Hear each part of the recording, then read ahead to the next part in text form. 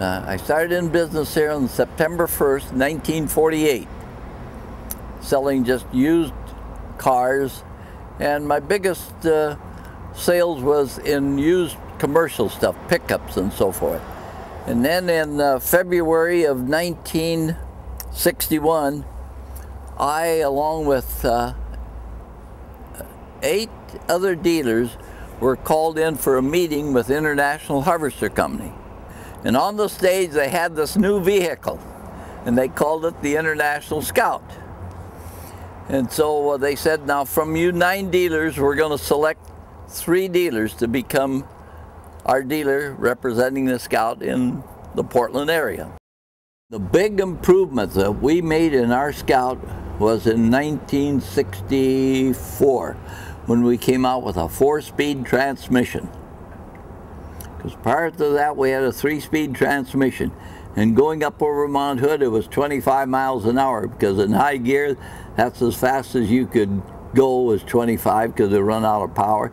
And if you put it in 2nd gear, you wound the engine up tight to get 25 miles an hour. When we came out with a 4-speed transmission, it split those gears right in between there. And we took a test drive. You could go up over Mount Hood 45 miles an hour, close to 50 miles an hour, because of the 4-speed with that gear split in there with that 4-cylinder engine. It just made a whole new vehicle out. And we ordered every one of our Scouts with a 4-speed transmission. And many of them around still running. And then, of course, in 1969, we came out with a Scout with the 304 V8, and we also made available the automatic transmission.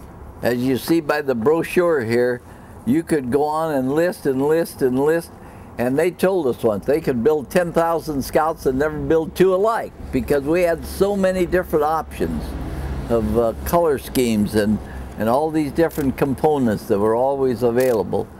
And that's why when I went to order a Scout, I would lock myself down the basement and not be interrupted, because if we ordered something in air, the instant that Scout was built back at Fort Wayne, Indiana, and all Scouts were built at Fort Wayne, Indiana, and I hear stories about saying, oh, mine was built in Canada and this and that, and I said, no, all Scouts are built in Fort Wayne, Indiana.